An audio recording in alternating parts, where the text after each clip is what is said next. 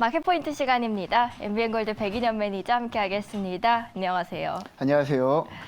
자, 어제 마지막에 지수를 보면 조금은 다행이다 생각을 했지만 네네. 장 시작할 때 어제 이어서 오늘도 하락을 한다고? 근데 코스닥 더 빠진다고 하면서 실망감이 저는 굉장히 컸거든요. 맞습니다. 네. 어제 시장 이야기 함께 전반적으로 나눠보도록 할게요. 네.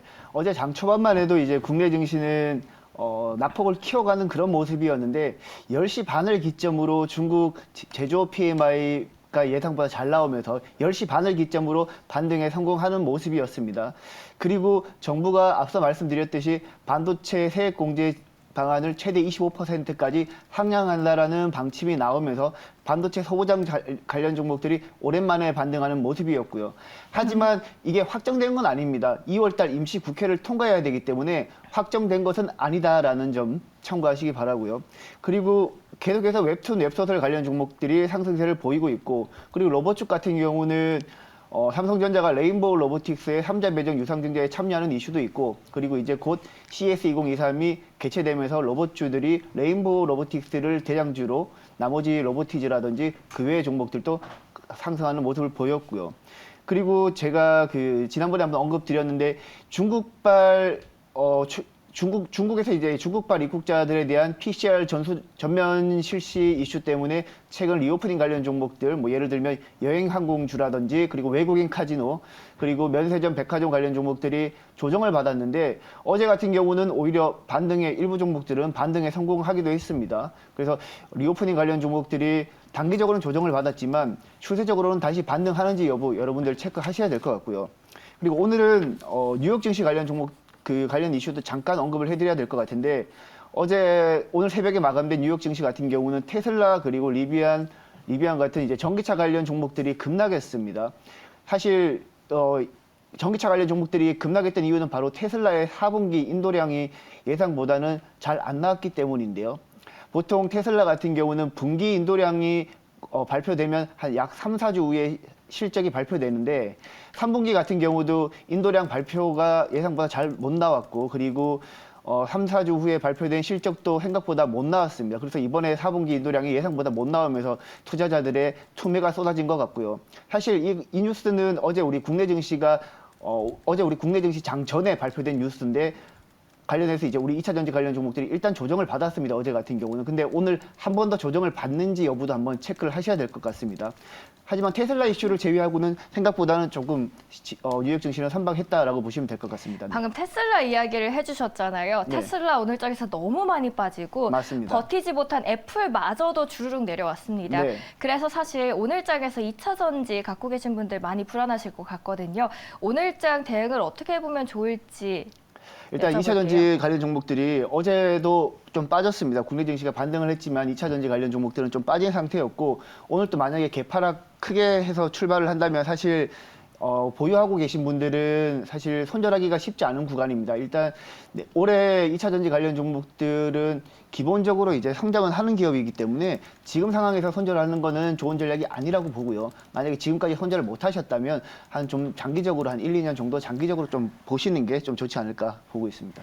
네, 2차 전지는 앞으로 계속 성장할 것이기 때문에 보유를 하시고 이미 계셨다면 1, 네. 2년까지 계속해서 장기적으로 바라보면 좋겠고 라고 이야기를 해주셨습니다. 신규 매수는 조금 더 지켜보는 게 좋을 것 같고요. 네, 그리고 신규 매수 같은 경우에는 오늘장 그리고 최근 전략 중에서는 조금 조심하는 게 좋다라고 정리를 해보도록 하겠습니다. 저희 하루에도 몇 개씩 쏟아지는 정보들, 그리고 정보의 바닥 속에서 저희가 수용을 잘하면 좋겠지만 선택의 순간이 너무 많거든요. 그래서 준비를 했습니다. 놓치지 말아야 할 뉴스 알아보는 시간입니다. 오늘 돈이 보이는 첫 번째 뉴스부터 알아보도록 하죠. 네, 오늘 돈이 보이는 뉴스는 반도체 뉴스 가지고 왔습니다. 앞서 이제 소개도 한번 드렸지만 정부가 대기업이나 중견기업에서는 최대 25%까지 세액 공제를 지원한다라는 방침을 하고 있고, 그리고 중소기업 같은 경우는 최대 35%까지 세액 공제를 지원하는 방침을 지금 발표를 했는데, 사실 이 부분은 지난달 12월 24일 날에 일단 국회 본회의가 통과된 내용인데, 거기에 대해서 이제 세액 공제 폭이 만족스럽지 못하다라고 윤석열 대통령이 말하면서 기재부가 새롭게 들고 나온 방침이다라고 보시면 될 것 같습니다. 일단 이번 세액 공제가 통과되면 이번 이제 확대된 세액 공제가 통과되면 약 3조 6천억 정도의 세수 감소가 나타나게 되는데 이 부분 때문에 2월 임시국회에서 여야가 원활하게 합의가 도출될지는 사실 미지수입니다. 따라서 너무 섣부른 축배는 들기는 어렵지만 그래도 일단 기존의 12월 24일 날 국회 본회의에서 정해진 것보다는 조금 더 확대된 세제 지원이 가능할 것으로 저는 보고 있기 때문에 일단 반도체 관련 뉴스 가지고 왔습니다. 네, 최근에 반도체 업황에 대한 안 좋은 소식들이 많이 나왔는데 그래도 오늘 이슈로 들고 와주셨습니다. 그렇다면 그 안에 종목도 픽을 해보도록 하죠. 네, 오늘 가지고 온 종목은 제가 지난 12월 23일 날 한번 소개해드렸던 TLB 가지고 왔습니다. 사실 어제 반도체 관련 뉴스가 나온 다음에 심텍이라든지 코리아 서킷이라든지 그리고 TLB, 해성 DS 같은 기판 관련 종목들의 상승폭이 가장 두드러졌거든요. 네. 특히 TLB 같은 경우는 이제 지난 2011년도에 대덕전자에서 분사된 메모리 모듈 기판 전문 업체이고요. 그리고 DDR5 관련 수혜주이기도 하기 때문에 가지고 왔습니다. 지금 현재 주요 고객사로는 SK하이닉스와 삼성전자, 마이크론이 있는데 잘 아시겠지만 전방 산업이 생각보다 좋지는 않습니다. 네네, 전방 산업이 좋지는 않습니다. 그래서 지금 TLB 3분기까지 실적은 굉장히 좋았지만 4분기부터는 조금 꺾일 수도 있다라는 점은 체크하시면 좋을 것 같고요. 그리고 가장 중요한 부분은 바로 DDR5 관련 뉴스입니다.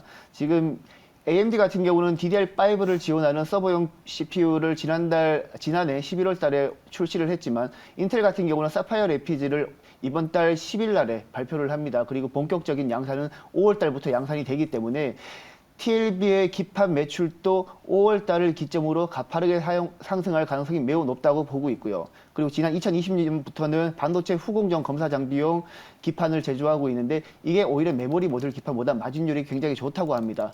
따라서 TLB 같은 경우는 올해 3분기 실적 굉장히 좋았고 4분기부터 다소 실적이 꺾이긴 하겠지만 올해 2분기부터는 다시 한번 실적이 가파르게 상승하지 않을까라는 관점에서 가지고 왔습니다. 저희 첫 번째 돈이 보이는 뉴스 안에서는 TLB 소개를 해주셨습니다. 저희 바로 두 번째 이슈로 넘어가 보도록 하겠는데요. 네. 어떤 이야기 해주실 건가요? 네, 두 번째 돈이 보이는 뉴스는 5G 뉴스 가지고 왔습니다. 지금 어제 가지고 온 뉴스는 이제 국내 및 해외 네트워크 장비 수요가 증가가 예상되면서 국내의 네트워크 장비 관련 종목들의 역대급 실적이 기대된다라는 내용의 기사인데요. 사실 5G 같은 경우는 우리 투자자들한테 많은 실망감을 안겨준 그런 종목인데요. 지난 2020년까지는 5G 종목들이 시설 투자나 설비 투자 기대감이 부각되면서 굉장히 주가 흐름이 좋았습니다. 하지만 코로나19가 발병하면서 5G 투자가 조금 지연되고 중단되고 오히려 거의 투자가 이루어지지 않았다고 보시면 될 것 같은데요. 그러면서 관련 종목들의 실적은 대부분이 적자를 기록하고 있고요, 지금까지. 그러면서 2년 이상 최근까지 조정을 보여왔다라고 보시면 될 것 같습니다. 하지만 제가 관련 종목들 실적을 하나하나 다 찍어봤는데요. 지난해 3분기부터 유의미한 실적 변화를 보여주는 종목들이 몇몇 기업 있었습니다. 예를 들면 HFR이라든지 이노와이어리스라든지 그리고 솔리드 같은 종목들은 지난해 3분기부터 확실히 턴어라운드에 진입을 했고요. 그리고 나머지 종목들도 아직까지 영업이익 적자를 기록하고 있긴 하지만 유의미한 실적 변화를 보여주고 있기 때문에 5G 종목들은 최근에 정책 지원 기대감도 있고 그리고 실적도 지난해 3분기부터 유의미하게 변화가 되고 있기 때문에 4분기 실적까지 만약에 시장 예상치를 상회하는 실적을 보여준다면 이제는 5G를 한번 스터디를 해야 되지 않을까라는 관점에서 가지고 왔습니다. 네, 그리고 제가 계속 기침을 중간중간에 했는데요. 네. 방송 고르지 못한 점 먼저 사과 말씀부터 드리도록 하겠습니다. 저희 바로 다음 질문 넘어가도록 하겠는데 사실 5G 같은 경우에는 단기적으로 많이 올랐는데 고점 대비해서는 아직도 갈 맞습니다. 날이 겁니다. 많습니다. 그렇다면 다시 한번 빛을 발할 수 있는 그 전성시대가 올 수 있을까요, 매니저님? 지금 아직까지는 확인을 해봐야 됩니다. 제가 3분기에는 분명히 유의미한 변화가 나타나고 있는데 4분기 지금 일부 증권사 리포트에는 4분기 네트워크 장비들 역대급 실적이 기대된다라는 리포트가 실제 나오고 있거든요. 근데 실제 우리가 워낙 많이 속았기 때문에 4분기 실적을 먼저 확인을 하고 이제 본격적인 상승 여부를 판단할 수 있을 것 같은데 만약에 그걸 확인하고 들어간다면 아무래도 많이 오른 상태에서 매수를 해야 되기 때문에 그렇죠. 지금부터 3분기 실적 변화가 나타나는 종목 중에서 알짜 종목을 미리 선점을 해서 일단 모아가는 전략을 한번 취해보는 게 어떨까 해서 가지고 왔습니다. 네, 그럼 3분기에서 좀 실적 흐름이 좋아질 것 같은 기업들로 선별을 해서 대응을 해보도록 하겠습니다. 자, 그렇다면 저희 종목도 한 종목 말씀을 해주셔야겠죠. 네, 오늘 가지고 온 종목은 이노와이어리스입니다. 이노와이어리스는 통신용 시험 계측기 및 스몰셀 전문 업체인데요. 매출의 가장 큰 비중을 차지하는 무선망 최적화 사업 부분은 이제 무선 네트워크의 성능 및 품질 실시간 측정하는 그런 서비스라고 보시면 될 것 같고, 이쪽 서비스 특징은 매출이 일정 부분 이상 올라가면 마진율이 굉장히 좋아지는 사업군이다라고 보시면 됩니다. 그리고 오늘 제가 집중적으로 소개해드릴 사업 부분은 바로 스몰셀 사업 부분입니다. 지금 현재 스몰셀 사업 부분은 전체 매출에서 차지하는 비중이 한 13% 정도밖에 되지 않습니다. 하지만 최근 올해 가장 가파른 상승이 기대되는 산업군이고요. 쉽게 설명하면 스몰셀 같은 경우는 소형 기지국이라고 보시면 됩니다. 예를 들면 전파 환경이 좋지 않은 환경에 있는 이제 지역에다가 스몰셀을 설치하면 원활하게 이제 통신 환경이 구축된다라는 내용인데요. 예를 들면 뭐 카페나 집이라든지 극장이라든지 그쪽에 이제 스몰셀 소형 기지국을 설치를 하면 좀 더 원활한 환경에서 통신을 할 수 있는 그런 서비스라고 보시면 될 것 같습니다. 네. 5G 안에서 네네. 이노와이러스 알아봤고요. 네네. 더 자세하게 구체적인 사항과 함께 또 전략도 여쭤보도록 할게요. 네, 일단 이노와이어리스는 이제 정책 지원 기대감도 부각되는 그런 종목이라고 보시면 되는데 지난번에 한번 언론 보도가 한번 나왔었죠. 과학기술정보통신 쪽에서 이제 올해 이음 5G 관련해서 완 정책을 펼친다라는 내용이 나왔는데 이노와이어리스가 바로 이음 5G 관련해서는 직접적인 수혜를 받는 기업이다라고 보시면 될 것 같습니다. 지난해 4월달 같은 경우는 퀄컴이랑 이음 5G 관련해서는 이제 협력한다라는 언론 보도도 나왔고요.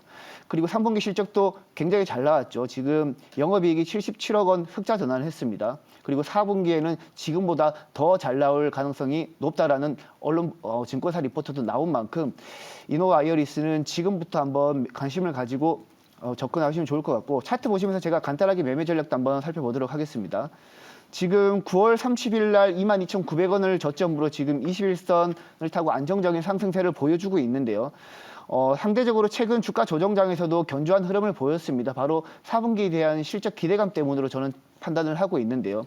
단기적으로 많이 오르긴 했지만 이노와이어리스의 과거 주가 수준을 판단한다면 한 단기적으로는 한 38,000원까지는 무난하게 상승하지 않을까라고 저는 보고 있습니다. 저희 5G 안에서는 이노와이러스에 대해서 알아봤습니다. 그리고 더 자세한 이야기 할 수 있는 무료 방송도 오늘 하신다고요. 네, 오늘 무료 방송 장 마감 후 바로 3시 반에 바로 시작합니다.